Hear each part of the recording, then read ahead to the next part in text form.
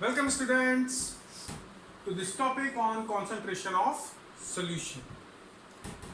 तो concentration of solution में अगले वीडियोस में हमने मोलारिटी और मोलालिटी को काफी एक्सटेंसिवली डिस्कस किया। तो अब मोलारिटी का डिस्कशन खत्म। Now let's move on to simpler things. इसमें ज्यादा टाइम नहीं लगेगा, फटाफट हो जाएंगी। तो सेकंड मेजर ऑफ कॉन्सेंट्रेशन और रादर द थर्ड मेजर, एक मोलालिटी हो गया, एक मोलारिटी हो गया। Third measure is mass percentage. बहुत ही सिंपल है। It is the mass of solute present in 100 gram of solution. It is the mass of solute present in 100 gram of solution, right? Simple formula: mass percentage is equal to mass of solute upon total mass या mass of solution into 100. Basically जैसे हम percentage निकालते हैं, हम mass percentage निकाल रहे हैं।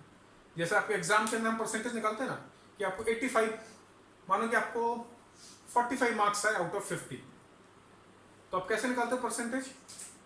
Marks obtain 45, total marks 50 into 100 यानी 90%। सेम चीज मास ऑफ सॉल्यूट, कितना टोटल मास है सॉल्यूशन का, इंटू 100।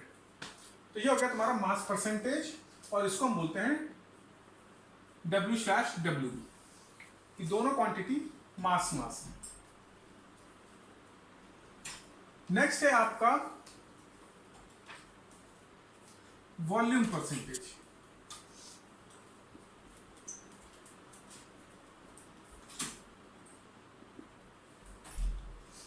अब इसकी डेफिनेशन सेम है, मास की जगह वॉल्यूम आ जाएगा। It is the volume of solute present in 100 millilitre of solution. It is the volume of solute present in 100 millilitre of solution.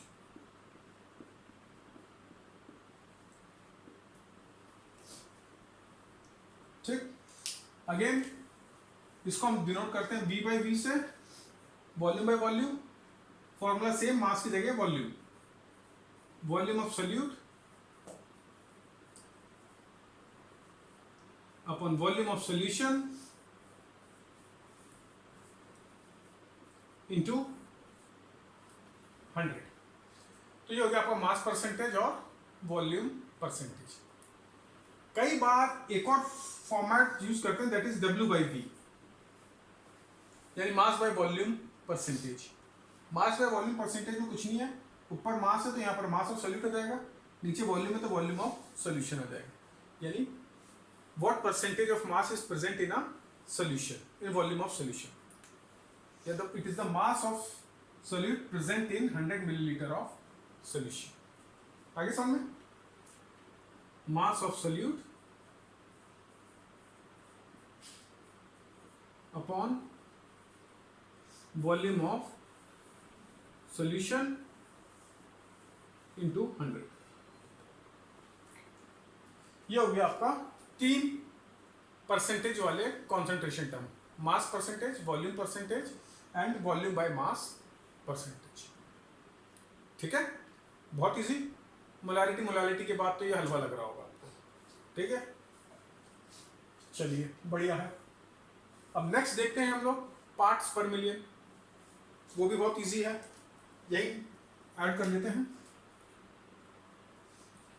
Parts per million,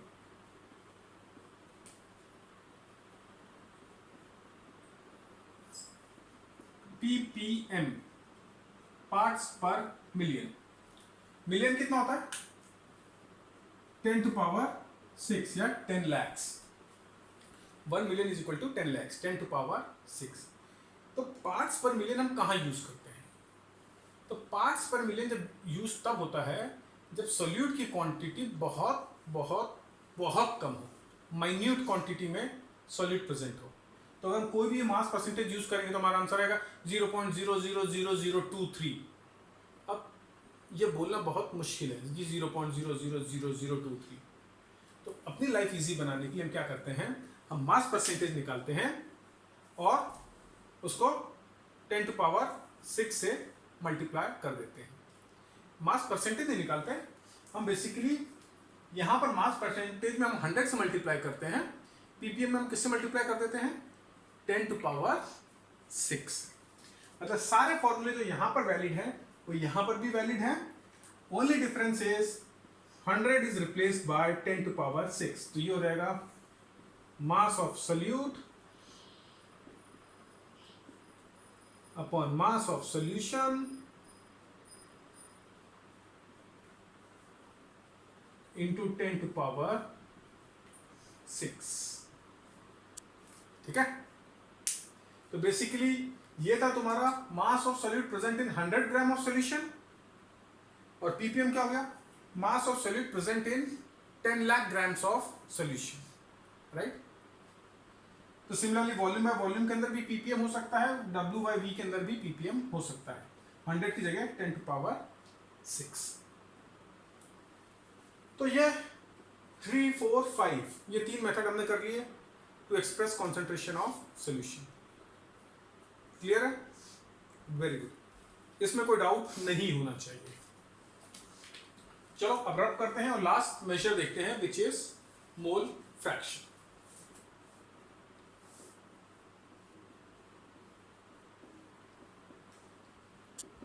चलो मोल फ्रैक्शन करने से पहले मैं थोड़ा आपको पका दूं, मतलब इन द सेंस ये फ्रैक्शन क्या होते हैं थोड़ा सा एक बार आपको आइडिया दे दूं। तो जिसको आता है वो प्लीज बेयर विथ मी। मानो एक बैग है, बैग में 2 तरह की बॉल है, ये ब्लू बॉल्स हैं 2, और मेरे पास ब्लैक पेन है तो ब्लैक बॉल बना देते हैं 3।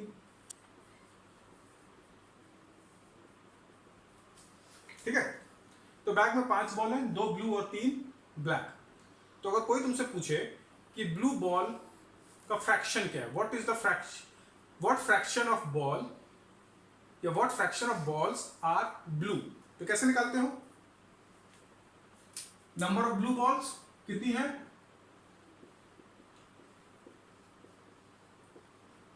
अपॉन टोटल बॉल्स, यही करते हैं ना। अगर मेरे को ब्लू बॉल का फ्रैक्शन निकालना है तो number of blue balls upon total balls, यानी 2/5। बहुत सिंपल है सर, ये तो हमने 6th क्लास से कर रहे हैं, 5th क्लास से कर रहे हैं, 4th क्लास से कर रहे हैं, प्लीज और मत बताओ उसके बारे में, ठीक है, नहीं बताऊंगा। पर सेम कॉन्सेप्ट मोल फ्रैक्शन का, मोल फ्रैक्शन में बॉल्स की जगह क्या देंगे, मोल्स, ब्लू बॉल की जगह सोल्यूट, ब्लैक बॉल की जगह सॉल्वेंट। तो मोल फ्रैक्शन क्या हो गया, लेट्स से मोल फ्रैक्ट या सोल्यूट सॉल्वेंट की टर्म में बात ना करके हम कंपोनेंट्स की टर्म में बात कर लेते हैं कि सॉल्यूशन के मिनिमम 2 कंपोनेंट होंगे, 2 से ज्यादा भी हो सकते हैं, 1 से ज्यादा सोल्यूट हो सकता है।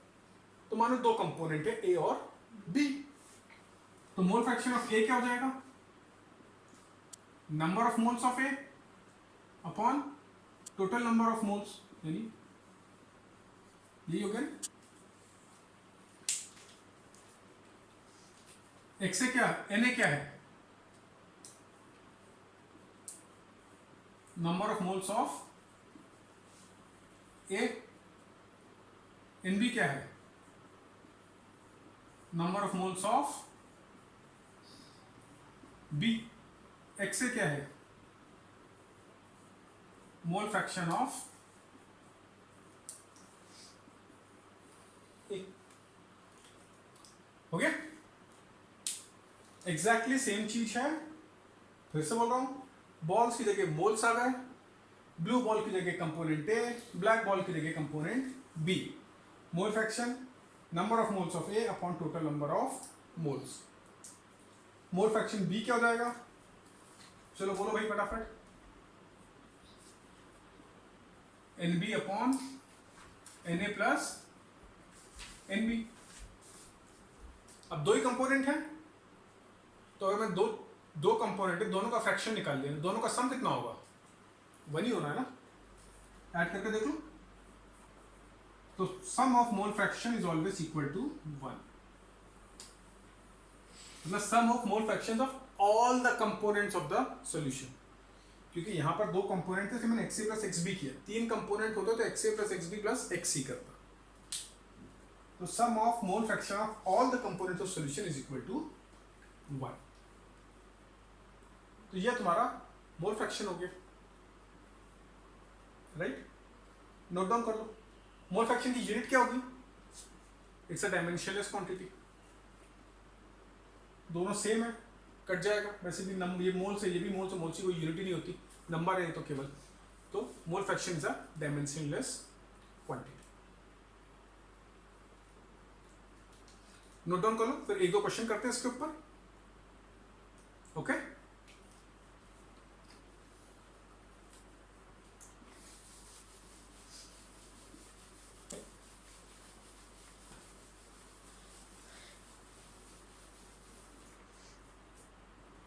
चलिए सिंपल सा question. A solution contains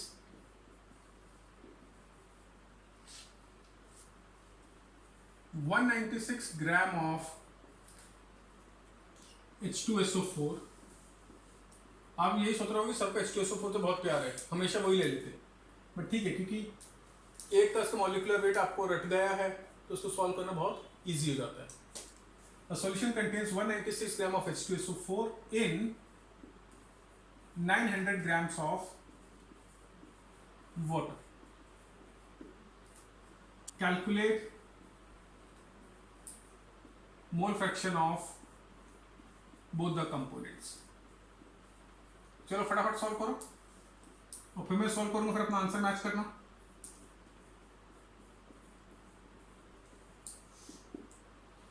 pause कर लो वीडियो को और सॉल्व करो। चलिए, हो गया सॉल्व। चलो देखते हैं। अगर मेरे को मोल फ्रैक्शन निकालना है तो मेरे को सब कंपोनेंट के नंबर ऑफ मोल्स चाहिए, राइट? तो सबसे पहले मेरे को मास को किस में कन्वर्ट करना पड़ेगा? मोल्स में। तो कन्वर्ट करते हैं। ये 196 ग्राम किसका मास है? H2SO4 का। H2SO4 का मोलर मास कितना होता है? याद है ना? 98 ग्राम पर मोल। तो नंबर ऑफ मोल्स कितने हो गए? W अपॉन मोलर मास, यानी 196 upon 98 which is equal to 2 moles. देखा कितनी सिंपल कैलकुलेशन दी। इसी को मैं 190 दे देता तो तुम डिवाइड करते रह जाते। नेक्स्ट, दूसरा कंपोनेंट क्या है? वाटर। वाटर का मास, वाटर का molar mass, number of moles. देखो फिर कितनी सिंपल कैलकुलेशन दे दी आपको। तो हमें Na मिल गया, Nb मिल गया। अब हमें मोल फ्रैक्शन निकालना है दोनों कंपोनेंट का, तो पहले A का निकाल लें। तो x से क्या हो गया? Na upon Na plus Nb, यानी 2 अपॉन 2 प्लस 50। ये हो गया तुम्हारा x से। तो xb कितना हो गया? 1 माइनस एक्स है, क्योंकि x प्लस एक्स भी कितना होगा? 1। तो ये हो गया 50 अपॉन 52 हो जाएगा, यानी 1 माइनस 2 अपॉन 52। तो ये 50 अपॉन 52। तो इस तरीके से हम मोल फ्रैक्शन निकाल लेते हैं। तो इसी तरह के क्वेश्चन आएंगे मोल फ्रैक्शन में। तो सबसे पहले मास को मोल्स में कन्वर्ट कर लो और फिर सीधा फॉर्मूला लगा के मोल फ्रैक्शन निकाल लो। कोई डाउट इसके अंदर? क्लियर है? तो चलो एक लास्ट क्वेश्चन करते हैं, और मैं वापस लेकिन मोलारिटी और मोलालिटी पे जाऊंगा। तो प्लीज एक्सक्यूज मी, मैंने बोला था कि हाँ मोलारिटी मोलालिटी अब और नहीं पढ़ाऊंगा, बट मुझे याद आया कि एक टाइप का क्वेश्चन बाकी रह गया है, तो उसको हम और कर लेते हैं। तब तक आप इसको नोट करो।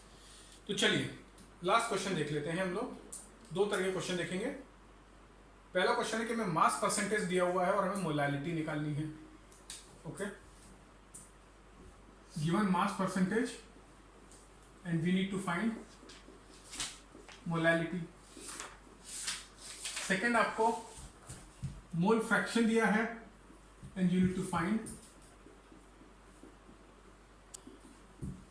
मोलैलिटी। ठीक है, तो मास परसेंटेज दिया, मोलैलिटी निकालनी है, मोल फ्रैक्शन दिया, मोलैलिटी निकालनी है। बहुत सिंपल है, कोई इशू नहीं है। आओ देखिए, तो अगर आपको मास परसेंटेज दिया होगा, let's say find the molality of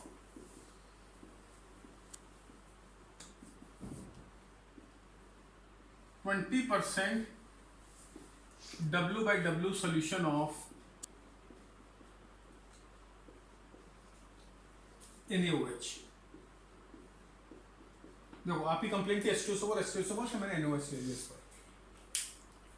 ठीक है, अब मोलैलिटी निकालनी है तो मेरे को दो चीजें चाहिए। क्या चाहिए? मास ऑफ सॉल्वेंट और मास ऑफ सोल्यूट, ये दो चीजें चाहिए। अब बोलो कुछ भी तो नहीं दिया, कैसे निकाले? चलो नहीं दिया तो हम अज्यूम कर लेते हैं चीजों को। तो जब भी मास परसेंटेज वाले क्वेश्चन है तो पहले स्टेप, लेट मास ऑफ, क्योंकि मास परसेंटेज में मास किसका होता है? सॉल्यूशन का ना। तो let mass of solution B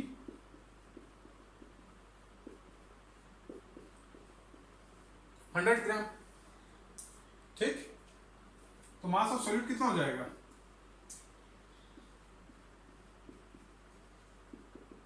20% है ना, 100 ग्राम का 20%, 20 grams, right. 20/100 × 100 which is equal to 20 grams. ये क्या हो गया? Mass of solute. नेक्स्ट क्या चाहिए हमें? मोलैलिटी में हमें मास ऑफ सॉल्वेंट चाहिए ना, बहुत इजी है। Mass of solvent, mass of solution minus mass of solute which is equal to 80 grams. ये भी हो गया। अब क्या बाकी रह गया? Number of moles of solute. तो भैया मास ऑफ सोल्यूट है और हमें पता है सोल्यूट क्या है? NaOH। तो नंबर ऑफ मोल्स निकल जाएंगे easily. W/ molar mass, W कितना है? 20 ग्राम्स। मोलर मास किसका? NaOH कितना होता है? 40। 23 + 16 39 + 1 40, यानी आ गया हाफ। अब चाहिए molality. Molality is equal to number of moles of solute upon mass of solvent into 1000। अगर मास ग्राम्स में तो ये गया हाफ। कितना आया था mass solvent? 80 into 100 which is equal to 5/8 which is equal to 0.625 moles per KG. ये आ गया अपना आंसर सीधे सीधे। ठीक है, तो कभी भी आपको मास परसेंटेज दिया है और आपको मोलैलिटी निकालनी हो तो सिंपल है, मास ऑफ सॉल्यूशन को मान लो 100 ग्राम, जो मास परसेंटेज है वो हो गया उसका मास ऑफ सोल्यूट। 100 में से मास ऑफ सोल्यूट माइनस कर दो, आपको मिल गया मास ऑफ सॉल्वेंट, और उससे नंबर ऑफ मोल्स निकाल लो और फिर फॉर्मूला लगा दो। इतना इजी है, कुछ नहीं करना। सारे स्टेप्स लॉजिकल हैं, आप समझो और कर लो। ओके,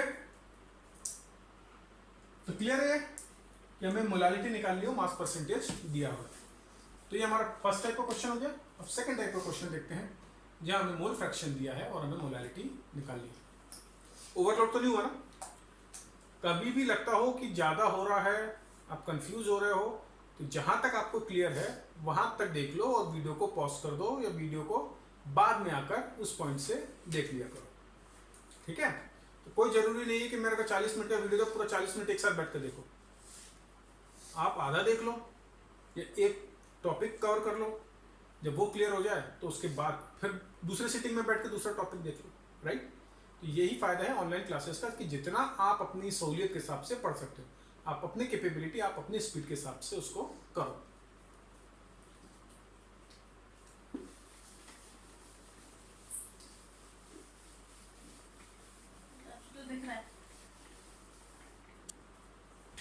जो मोलैलिटी निकालनी है तो 10 बार मोलर मास से मल्टीप्लाई करना, फिर डेंसिटी चेंज करेंगे। नहीं, अगर मास और ये नहीं हो, वो अपने पास वॉल्यूम परसेंट होती है।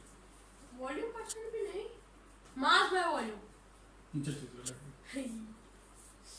तो मोल फ्रैक्शन का क्वेश्चन देखते हैं अब एक। तो क्या क्वेश्चन बना है? चलो सेम चीज क्या करते हैं, in an aqueous solution of NaOH, क्या दिया हमें? aqueous solution दिया NaOH का mole fraction of NaOH is 0.2. Find molality. अब देखो, देखने में कितना मुश्किल लग रहा है कि कुछ भी नहीं दिया हुआ है सर, केवल मोल फ्रैक्शन दिया, तो कहां से निकालने मोलालिटी? ना मास है, ना मास ऑफ सॉल्वेंट है, कुछ भी नहीं है। ठीक है, तो पहले ये रिएक्शन आता है, बट बिलीव मी बहुत इजी क्वेश्चन है। जहां कुछ नहीं है वहां पर हम कुछ अज्यूम करके चल देते हैं। तो हम क्या अज्यूम कर लेंगे? अब मोल फ्रैक्शन दिया तो मोल से अज्यूम कर सकते हैं, और तो कुछ अज्यूम कर नहीं सकते। So let number of moles of solution B 1। हमने किसके नंबर ऑफ मोल्स अज्यूम कर लिए? सॉल्यूशन के। ठीक है, तो हमें मोल फ्रैक्शन किसका दिया हुआ है? NaOH का, यानी X NaOH is equal to number of moles of NaOH upon total moles.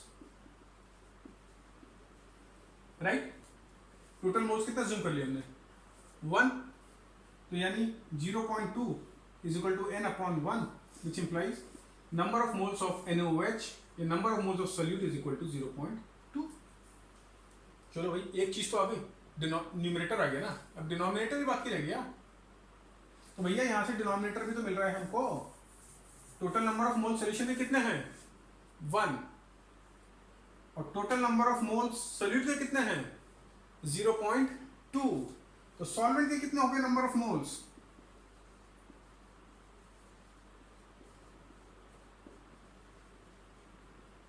One minus 0.2 which is equal to 0.8। भाई टोटल मोल्स 1 है, हमने जूम किया, 0.2 मोल्स हो गए सोल्यूट के, तो 1 माइनस 0.2 मोल्स हो गए सॉल्वेंट के। अब 0.8 मोल सॉल्वेंट का भी आ गया। अब तो क्वेश्चन हो ही गया सॉल्व। सॉल्वेंट क्या है आपका? एक्वस सॉल्यूशन यानी वाटर। तो हमें क्या चाहिए मोलालिटी निकालने के लिए? मास ऑफ सॉल्वेंट चाहिए, तो मोल्स को कन्वर्ट कर लेंगे मास में। कौन से मोल को करेंगे? 0.2 को। भाई सॉल्वेंट चाहिए ना, तो सॉल्वेंट के मोल्स लेंगे। तो M is equal W is equal to 0.8। Molar mass कितना है वाटर का? 18। तो ये हो गया तुम्हारा मास ऑफ सॉल्वेंट। तो मोलालिटी कितनी हो गई? Mass of number of moles of solute 0.2 upon mass of solvent 0.8 into 18, ये पूरा ग्राम में इंटू 1000, तो ये बचा 4, तो ये हो गया 250, 125 which is equal to 125 by 9 which is equal to 1।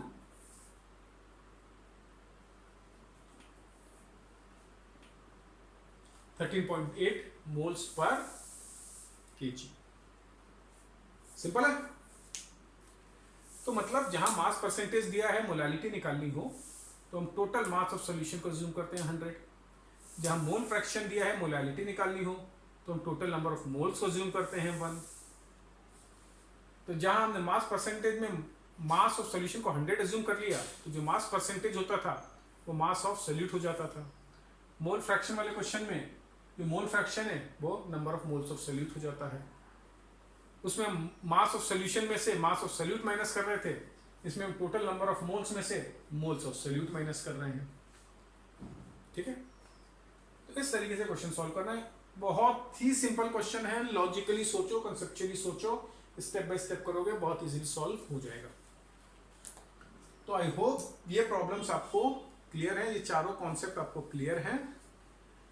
इसकी प्रैक्टिस करो, कोई भी बुक उठा लो और उसमें से इसके ऊपर क्वेश्चंस लगाओ। 3-3 4-4 क्वेश्चन हर टॉपिक के ऊपर लगा लो, पूरा कॉन्सेप्ट एकदम क्लियर हो जाएगा। उसके बाद आपको ये क्वेश्चन सॉल्व करने की जरूरत ही नहीं पड़ेगी। एग्जाम से पहले एक एक क्वेश्चन सॉल्व कर लेना, सब तरह के आपका काम हो जाएगा। जो कॉम्पिटिटिव एग्जाम की तैयारी कर रहे हैं वो कम से कम नहीं तो 150 से 200 क्वेश्चन इन पूरे टॉपिक्स पे सॉल्व करें।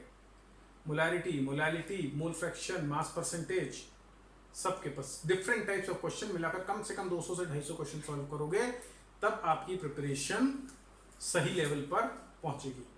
5-10 क्वेश्चन सॉल्व करके आप सोच नहीं सकते कि आप नीट और जेई ये सब निकाल लोगे। ज़्यादा क्वेश्चन सॉल्व करने हैं, क्वालिटी क्वेश्चन सॉल्व करने हैं, different types of question solve करने हैं। तो जो जिस तरह का एम लेकर चल रहा है, जो जिस तरह का फोकस लेकर चल रहा है, उस तरह की तैयारी करो। कॉम्पिटिटिव एग्जाम जिसका फोकस है वो 250 क्वेश्चन सॉल्व करो, अच्छे क्वेश्चन सॉल्व करो। जिसका focus school level exam, board level exams हैं, इसी टाइप के क्वेश्चन ऐसे 2-2, 3-3 क्वेश्चन हर टॉपिक पे कर लो, कोई भी बुक लेकर आपका काम हो जाएगा। तो I hope you enjoyed this lecture.